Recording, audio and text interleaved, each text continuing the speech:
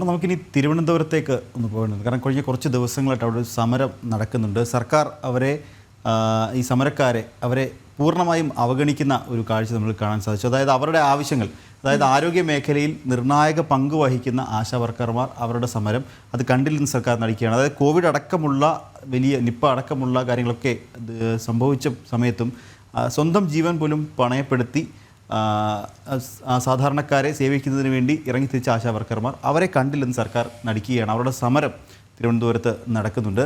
ആശാ വർക്കർമാരുടെ ഇന്ന് അവഗണനയുടെ 15ാം നാളാണ്. ഓണറേറിയവും വിരമിക്കൽ ആനുകൂല്യം തുടങ്ങിയ ആവശ്യങ്ങൾക്കും ഇപ്പോഴും തീരുമാനം ആയിട്ടില്ല. രാഷ്ട്രീയ പിന്തുണ ഏറുന്നതോടെ അതിജീവനത്തിൻ്റെ സമരമുഖവും മാറുകയാണ്. വിവരങ്ങളുമായി ടിൻഡു ദാസ് ചേരുന്നുണ്ട്. ടിൻഡു, 15ാം ദിവസത്തിലേക്ക് കടന്നിരിക്കുകയാണ് ഈ ആശാ വർക്കർമാരുടെ സമരം. അവർ ഉന്നയിക്കുന്ന ആവശ്യങ്ങൾ, അതിനോട് ആരോഗ്യവകുപ്പ്, സർക്കാർ പൂർണ്ണമായും പുറംതിരിഞ്ഞു നിൽക്കുന്ന ഒരു കാഴ്ചയല്ലേ? തീർച്ചയായിട്ടും നിഖിൽ, ഇന്ന് അവഗണനയുടെ 15ാം ദിവസമാണ്. സെക്രട്ടേറിയറ്റ് പടിക്കലിൽ കഴിഞ്ഞ 15 ദിവസമായി രാപ്പകലില്ലാതെ കേരളത്തിലെ സംസ്ഥാനത്തെ അങ്ങോളം ഇങ്ങോളമുള്ള ആശാ വർക്കർമാർ മാറി മാറി അവർ സമരമിരിക്കുകയാണ്. അവരുടെ ആവശ്യങ്ങളൊന്നും അംഗീകരിക്കാതെ അല്ലെങ്കിൽ അവരുമായി ചർച്ച ചെയ്യാതെ സർക്കാർ പുറംതിരിഞ്ഞു നിൽക്കുന്നൊരു കാഴ്ചയാണ് നമുക്ക് കാണാൻ സാധിക്കുന്നത്. ഈ ആശാ വർക്കർമാരുടെ ഓണറേറിയത്തിൻ്റെ മുഴുവൻ മാനദണ്ഡങ്ങളും പിൻവലിക്കുക, അതോടൊപ്പം തന്നെ ആശാ വർക്കർമാർക്ക് വിരമിക്കൽ ആനുകൂല്യമായിട്ട് 5 ലക്ഷം രൂപ നൽകുക, അവരുടെ ഓണറേറിയം നിലവിൽ 7000 രൂപയാണ്, അതിൽ നിന്നും 21,000 രൂപയായിട്ട് വർദ്ധിപ്പിക്കുക.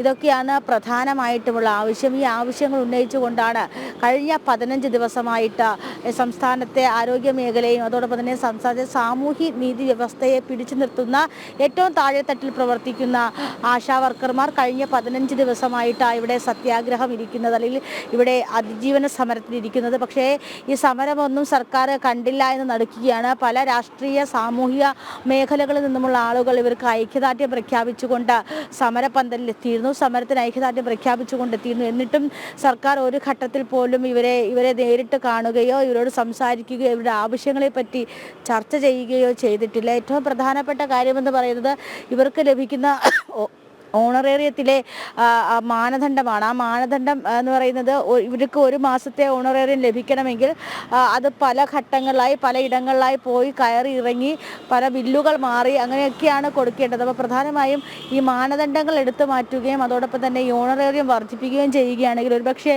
ഇവരുടെ പ്രധാനപ്പെട്ട ആവശ്യങ്ങളിൽ ഏറ്റവും പ്രധാനപ്പെട്ട ആവശ്യങ്ങൾ 2 നടന്നു കിട്ടും. അങ്ങനെയാണെങ്കിൽ അവർക്ക് മറ്റുള്ളവർ ജീവിക്കുന്നത് പോലെ വളരെ സുരക്ഷിതമായിട്ട് സാമ്പത്തിക സുരക്ഷിതത്വത്തോടു കൂടി ജീവിക്കാൻ സാധിക്കും. കഴിഞ്ഞ ദിവസങ്ങളിലൊക്കെ നമ്മൾ കണ്ടതാണ്, വളരെ വൈകാരികമായിട്ടാണ് അവരുടെ ജീവിത പ്രശ്നങ്ങൾ, അവരെങ്ങനെയാണ് ഈ ജീവിത സാഹചര്യത്തിലൂടെ കടന്നു പോകുന്നതൊക്കെ മാധ്യമങ്ങളോട് പ്രതികരിച്ചതാണ്. കാരണം അത്രയും ബുദ്ധിമുട്ടുള്ളൊരവസ്ഥയിലാണ്. കാരണം കഴിഞ്ഞ 3 മാസമായിട്ട് ഓണറേറിയം ലഭിക്കില്ല എന്ന് പറയുമ്പോൾ അവർ ജീവിക്കുന്നത് എങ്ങനെയാണ്, അല്ലെങ്കിൽ അവരുടെ ജീവിത സാഹചര്യം എങ്ങനെയാണ് മുന്നോട്ട് പോകുന്നതെന്നും സർക്കാരോ അധികാരികളോ അറിഞ്ഞിട്ടില്ല. അവർ ഈ എന്ത് തന്നെ സംഭവിച്ചാലും ഈ ഓണറേറിയം വൈകിയാലും അല്ലെങ്കിൽ കുടിശ്ശിക കടന്നാലും വൈകുന്നേരം എന്നൊരു സമയമുണ്ടെങ്കിൽ സർക്കാർ അല്ലെങ്കിൽ അധികൃതർ അവർ ശേഖരിച്ച ഡേറ്റകളുടെ റിപ്പോർട്ട്, അവർ ചെയ്ത വർക്കിൻ്റെ റിപ്പോർട്ട് ആവശ്യപ്പെട്ടിരിക്കും. ഈ റിപ്പോർട്ട് എന്തായാലും ഉറപ്പായാലും കൊടുത്തിരിക്കണം. നമുക്കറിയാം, കഴിഞ്ഞ ദിവസം നമ്മൾ ഈ ആശാ വർക്കർമാരുടെ മഹാസംഗമം നടക്കുന്ന സമയത്ത് ആശാ വർക്കർ നമ്മളോട് പ്രതികരിച്ചതാണ്, കൊറോണ പോലുള്ള മാരകമായിട്ടുള്ള രോഗങ്ങൾ സംഭവിച്ച് രാജ്യം മുഴുവൻ അടഞ്ഞു കിടന്ന സമയത്ത് മുഖ്യമന്ത്രി എന്നും വൈകുന്നേരം വന്നിരുന്ന് പ്രസ് മീറ്റ് നടത്തി പറയുന്ന കണക്കുകൾ മുഖ്യമന്ത്രിയോ അല്ലെങ്കിൽ ഈ പറയുന്ന അധികാരികളോ ആരോഗ്യമന്ത്രിയോ അല്ലെങ്കിൽ ഈ പറയുന്ന ജില്ലാ മെഡിക്കൽ ഓഫീസർമാരോ നേരിട്ട് ഓരോ ഇടങ്ങളിലും പോയി അല്ലെങ്കിൽ ഓരോ പ്രൈമറി ഹെൽത്ത് സെൻ്ററുകളിലും പോയി ഓരോ ആശുപത്രികളിലും പോയി എടുക്കുന്ന കണക്കുകളല്ല. അതൊക്കെ ഈ ആശാ വർക്കർമാർ ഓരോ വീടുകളിലും പോയി ഓരോ ഇടങ്ങളിലും ഓരോ PHCകളിലും പോയി ശേഖരിക്കുന്ന കണക്കുകളാണ് ക്രോഡീകരിച്ചുകൊണ്ട് വൈകുന്നേരം മാധ്യമങ്ങളിലൂടെ കേരളത്തെ അറിയിച്ചിരുന്നത്. അപ്പോൾ അത്രയ്ക്കൊരു ദുർഘട സാഹചര്യത്തിൽ പോലും സംസ്ഥാനത്തിൻ്റെ സാമൂഹ്യ നീതിയെ പിടിച്ചു നിർത്തുക, അല്ലെങ്കിൽ സംസ്ഥാനത്തിൻ്റെ ജനങ്ങളുടെ ക്ഷേമത്തെ പിടിച്ചു നിർത്തുന്നതിന് വേണ്ടി സഹായിച്ചൊരു വിഭാഗമാണ്. ആ വിഭാഗത്തെയാണ് ഇത്തരത്തിൽ സർക്കാർ കണ്ണിച്ചോരയില്ലാതെ അവരോട് ഇടപെടുന്നതെന്നുള്ളൊരു വസ്തുതയാണ് ഇവിടെ നിലനിൽക്കുന്നത്. കഴിഞ്ഞ 15 ദിവസമായിട്ട് രാപ്പകൽ മാറി മാറി സംസ്ഥാനത്തെ വിവിധ ഇടങ്ങളിൽ നിന്നുള്ള ആശാ വർക്കർമാർ ഇവിടെ ജോലിക്ക് വന്നു. നമ്മൾ കണ്ടതാണ്, കൈക്കുഞ്ഞുങ്ങളെ കൊണ്ടുവരെ ഇവിടെ ജോലിക്ക് വന്ന അവസ്ഥയുണ്ട്. ഓരോ ആശാ വർക്കർമാരും പോലെ ഇത് നമ്മൾ കണ്ടതാണ്, നമ്മുടെ ക്യാമറ കണ്ടതാണ്, നമ്മുടെ പ്രേക്ഷകർ കണ്ടതാണ്. പക്ഷേ ആ സെക്രട്ടേറിയറ്റിനുള്ളിലിരിക്കുന്ന ആളുകൾ മാത്രം അത് കാണുന്നില്ല എന്ന് തോന്നുന്നു. കാരണം ഒരു ചർച്ചയ്ക്ക് വിളിക്കാനുള്ള ഒരു സാഹചര്യമെങ്കിലും ഈ 15 ദിവസം പിന്നിടുമ്പോഴുണ്ടോ? അവരുടെ നേതാക്കന്മാരോട് സംസാരിക്കാൻ സർക്കാരിൽ നിന്ന് ആരെങ്കിലും ശ്രമിച്ചിട്ടുണ്ടോ? തീർച്ചയായിട്ടും അത്തരത്തിലൊരു ശ്രമം ഉണ്ടായിട്ടില്ല എന്ന് വേണം നമ്മൾ മനസ്സിലാക്കേണ്ടത്. കഴിഞ്ഞ 15 ദിവസമായിട്ട് അങ്ങനെ ഒരു ശ്രമം ഈ നേതാക്കന്മാരുടെ ഭാഗത്തു നിന്നും ഉണ്ടായിട്ടില്ല. 15 ദിവസമായിട്ട് ഇവിടെ സമരം ഇരിക്കുകയാണ്. ആരെങ്കിലും ഒരു അധികാരികൾ വന്ന് എന്താണ് നിങ്ങളുടെ ആവശ്യമെന്ന് ഇതുവരെ ചോദിച്ചിട്ടില്ല, സംസാരിച്ചിട്ടില്ല. മന്ത്രിയോ ആരോഗ്യവകുപ്പ് മന്ത്രിയാണോ മുഖ്യമന്ത്രി ആയാലും ചോദിച്ചിട്ടില്ല. എന്താണെന്ന് പോലും ചോദിച്ചു. വഴിയെ പോകുന്ന പൊതുജനങ്ങൾ ചോദിച്ചിട്ടുണ്ട്. പക്ഷേ ഇവർ രണ്ടുപേരും ചോദിച്ചിട്ടില്ല. എന്താണ് നിങ്ങളുടെ ആവശ്യം, എന്താണ് നിങ്ങളിങ്ങനെ ഇരിക്കുന്നത് എന്ന് പോലും ചോദിച്ചിട്ടില്ല. ആരോഗ്യവകുപ്പ് മന്ത്രി നമ്മുടെ മിനി മേഡമൊക്കെ പോയി ചോദിച്ചപ്പോഴത്തേക്ക് എന്താവശ്യത്തിനാണ്, അനാവശ്യ സമരം അല്ലേ എന്നാണ് ചോദിച്ചത്. ഞങ്ങൾ ശബ്ദമൊന്നും പറയാൻ പറ്റുന്നില്ല, ശബ്ദമൊക്കെ അടഞ്ഞിരിക്കുന്നു. 15 ദിവസം കൊണ്ട് ഇവിടെയുണ്ട്. ഈ തണുപ്പത്തും ഈ മഴയത്തും മഞ്ഞിലാണ് ഞങ്ങൾ. മഴയില്ല, ഈ വെയിലത്തൊക്കെയാണ് നമ്മൾ കിടക്കുന്നത്. രാത്രി കൊതുകടി കൊണ്ടാണെങ്കിൽ കിടക്കാൻ പറ്റില്ല. എങ്കിലും നമ്മൾ കഷ്ടപ്പെട്ട കാശാണ് ചോദിക്കുന്നത്, ഞങ്ങളുടെ അവകാശം. 3 മാസത്തെ കുടിശ്ശിക ധനവകുപ്പ് അനുവദിച്ചിട്ടുണ്ട് എന്ന് പറയുന്നുണ്ട്.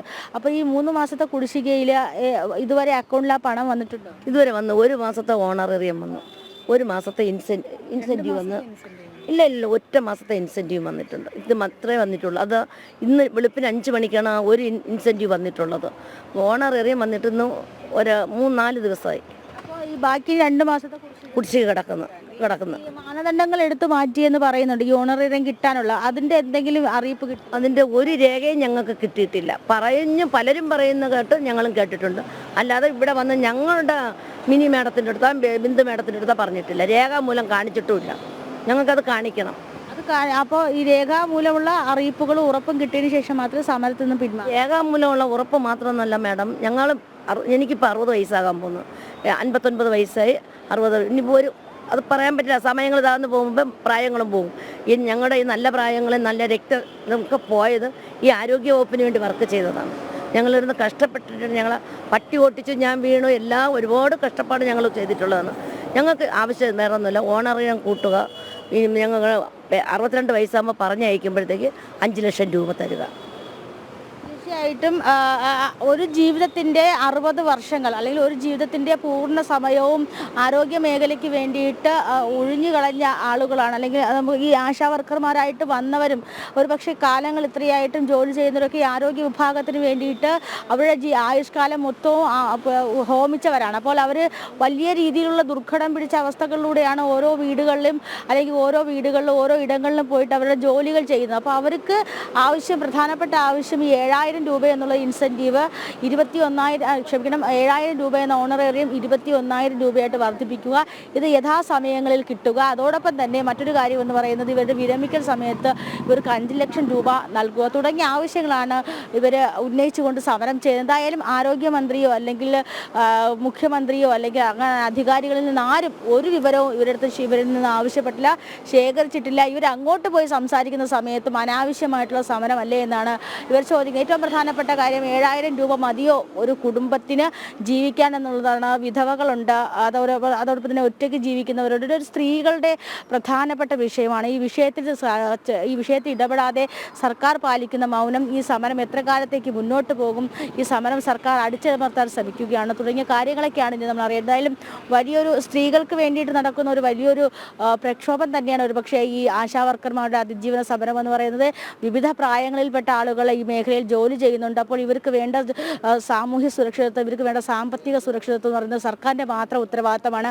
സർക്കാർ ഉത്തരവാദിത്തങ്ങൾ പാലിക്കില്ല എന്ന് വേണം ഈ 15-ാം ദിവസം ഇവിടെ നിന്നും റിപ്പോർട്ട് ചെയ്യുമ്പോൾ പറയാൻ സാധിക്കുന്നത്.